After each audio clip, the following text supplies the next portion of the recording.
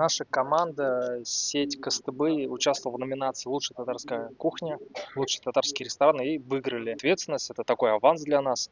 И учитывая, что Казань является еще и гастрономической столицей России, ну вот стать лучшим вот в Хорике, в секторе ресторан, это, наверное, ну, большая победа. И, в общем, я очень горд, очень рад, даже немножко, знаете, так удивлен. Татарская кухня — это не только про еду.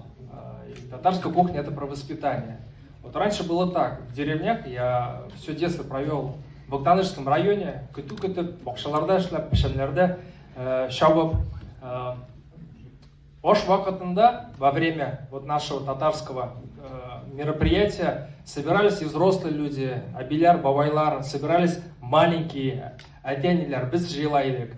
И в этот момент, когда мы кушали и проводился вот эта вот трапеза Ош, проходил культурный обмен ДНК, вот этого татарского ДНК. Поэтому мы сейчас очень сильно боремся за это.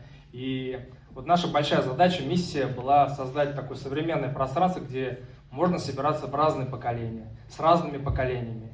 И вот у меня, Аллаха шукр, альхамдулилля, Давани жива, Бекай жива, мои родители живы, мы с женой, у меня 4 детей. И вот когда мы все вместе собираемся, и я когда вижу, что у нас полный зал гостей, я вижу, что за одним столом сидят в 4, а то и в 5 поколений, и Джамгара Хатинде.